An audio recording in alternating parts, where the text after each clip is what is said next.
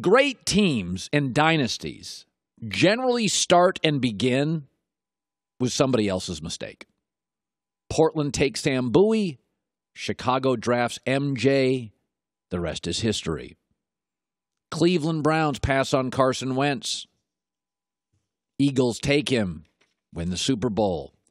Minnesota Timberwolves took 2 point guards. Steph Curry was available. They took Johnny Flynn and Ricky Rubio. Golden State's now the reigning NBA dynasty.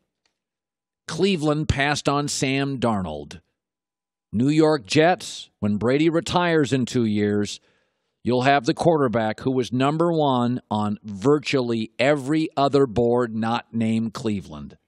Of my 8 contacts that I use regularly in this league, head coaches, GMs, regional scouting directors, Darnold was number one on every board. He was not a flawless prospect, but he is such a perfect fit for the New York Jets, and I'll tell you why.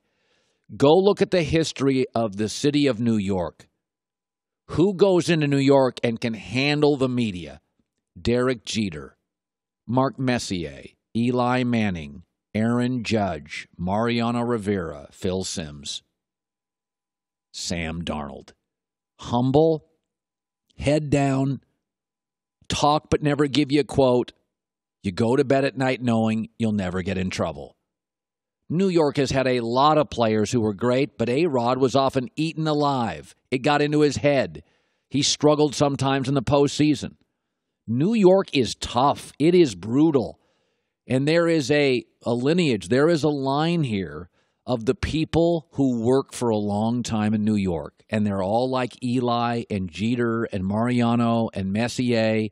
They are relatable, though they're millionaires. They're likable. They're beloved. They're trusted. And when you go to bed at night, you never have to worry about a call at 3 a.m. at a nightclub about Sam Darnold. And Brady's going to retire in 2 years. And Miami will probably have Tannehill. Buffalo will have Josh Allen. We'll see how that works. No idea who New England will have. And you'll have Sam Darnold. By the way, Darnold was not only number one at quarterback on virtually every board. Bradley Chubb was number one on the 4 people I called yesterday driving down to the Chargers facility. I called 4 of my people. Who's your top defensive player? They all had Bradley Chubb. The Browns passed on him too. I've said this so many times. Anybody listening to my show, you absolutely deserve credit for your success. I think people who succeed, doesn't matter if you're a school teacher, a landscaper, a truck driver, a sportscaster, or a quarterback or a GM, you deserve 70 to 75% of the credit. But be honest with yourself. 25, 30% of the credit, you've just taken advantage of dumb people making mistakes that you work against. Cleveland had Deshaun Watson, Carson Wentz. Instead, once again, they go for an undersized, not overly athletic, loud off-field baggage, Big 12 quarterback over the bigger, stronger, safer, reliable, great character, conference that puts quarterbacks in the NFL Pac-12 regularly, Sam Darnold.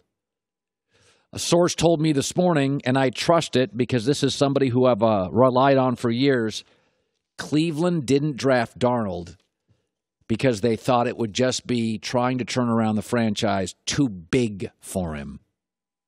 And there was massive disagreement in the Browns selection room. Some Baker, some Josh Allen.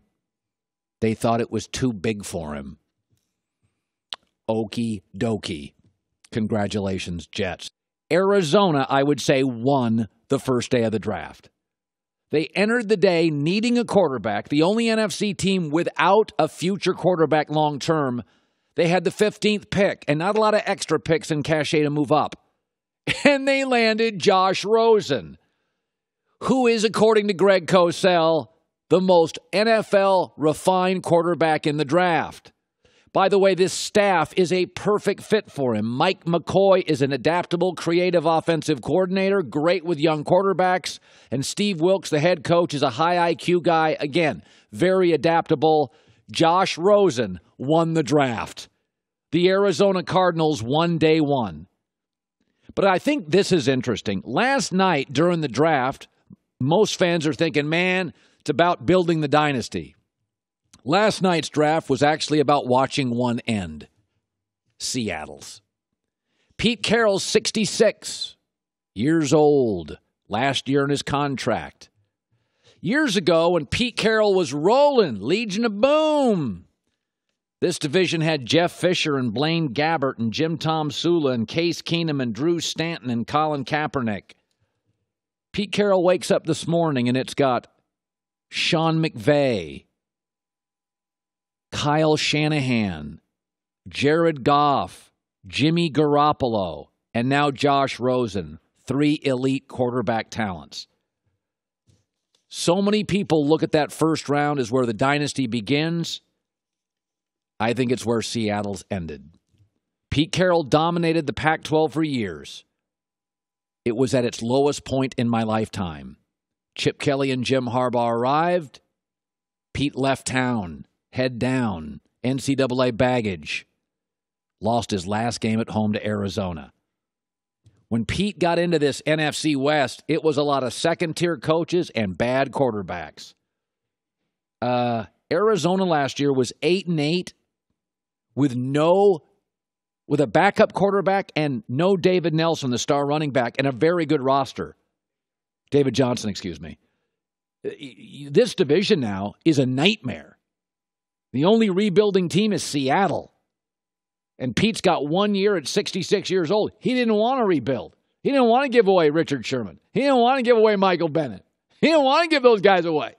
He's 66 years old. He's got a year left on the deal. And now that division is Goff and McVay and Garoppolo and Shanahan and a really, really bright guy in Steve Wilkes and now Josh Rosen, who will win the starting job. He will win the starting job in Arizona. Sam Bradford, they brought him in. It won't be real long. Josh Rosen's going to win that starting job really, really fast. This league eats you up. Dynasties do not last long, which is it makes New England's last 18 years absolutely remarkable. It really is. What New England's doing is absolutely remarkable. But Arizona, San Francisco, and the Rams have all found a franchise quarterback in the last 8 months. San Francisco acquired Garoppolo from New England. Arizona got Rosen. And when the Rams hired Sean McVay, it saved Jared Goff's career. The Legion of Boom, Doom, Gloom, whatever it's called, it is not the same today. And that division looks like the Pac-12 when Pete Carroll left it. It is a completely different division with elite coaches, elite brains, and elite quarterback talents twice a year. Congrats to Arizona, and congrats to Josh Rosen, who's going to win that starting job. By the way, you know, we talked about this. The quarterback in this draft that he really reminded me of was Aaron Rodgers. If you watched last night, he even looks a little like Aaron Rodgers. Aaron Rodgers went to very academic Cal. He went to very academic UCLA, known more for academics than football. Who dropped in the first round? Aaron Rodgers. Who was the quarterback here, the most gifted that dropped? Josh Rosen. I mean, this thing looks so much like Aaron Rodgers. It looks so much like Aaron Rodgers. Rodgers and Josh Rosen, California high schools, you know, high IQ, went to academic powers, had moments in their college career, though they weren't on winning powers, they blew everybody away. Political, outspoken, can sometimes be a little condescending, and both drop in the first round. And both came into their draft as the really unique arm talent in the draft. I'm just going to give you my feeling on 5 best picks and 5 worst picks. Here we go.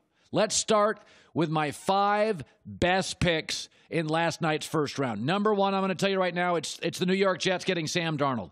First of all, they were 28th in offense last year, 24th in passing, and this is why it's so great. Josh McCown is a guy that can win games and is a veteran. He is has a reputation as an incredible teammate and a guy that will teach Darnold as he'll probably sit and learn for a year.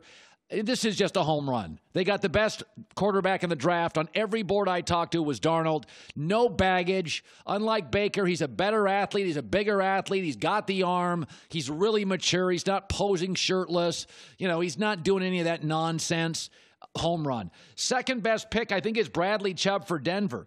Listen, last year they fell to 22nd in sacks. When they won the Super Bowl in 2015, Denver was number 1 in sacks. My takeaway with Bradley Chubb going to Denver, they have Von Miller on one side and Bradley Chubb on the other side. Good luck to Kansas City, Oakland, and the Chargers having to block both those pass rushers. Because the way it works in the NFL, almost nobody, even the Cowboys, has 2 great tackles. You either spent your money on a big left tackle like the Rams and you kind of cross your fingers on your right tackle. You face Denver now, you're going to have to face Von Miller and Bradley Chubb. Good luck to the Chiefs, the Raiders, and the Chargers over the next 5 years doing that. Third best pick, I think it's Josh Rosen to Arizona is an absolute home run. Listen, they went 8-8 last year using a backup quarterback, and they didn't have David Johnson.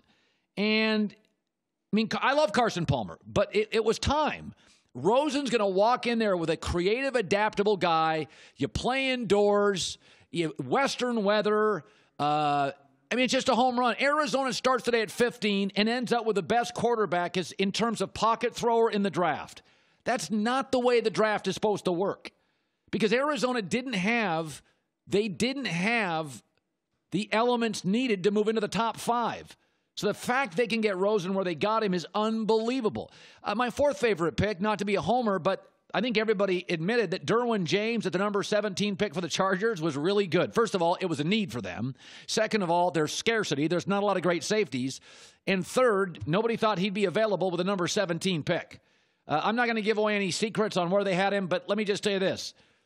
They have to improve their running game, and he's a guy you can move down in the box and thump people. My gut feeling is they still probably have some defensive picks because they did not defend the run particularly well last year. It's a very good roster. It's like Dallas's roster at 9 games, and nobody puts them in an elite class, but that was a need. It was a value, and there was real scarcity, Derwin James. And number 5, I don't like wide receivers, and I liked Calvin Ridley more than all my sources, but I love that the Alabama receiver went to Atlanta because veteran quarterback Matt Ryan, Julio Jones gets doubled on the other side. They just lost Taylor Gabriel, so he'll move into that third wide receiver slot. He's going to be productive game 1. This is not a young receiver going to a young quarterback, learning a system. They have a system in place. They have a veteran quarterback. They've got a head coach who knows what he's doing. There's not going to be a ton of pressure. He's not going to get doubled. He is not Julio Jones. He's not that big, fast, and strong. He's a smaller receiver, and not everybody loved him.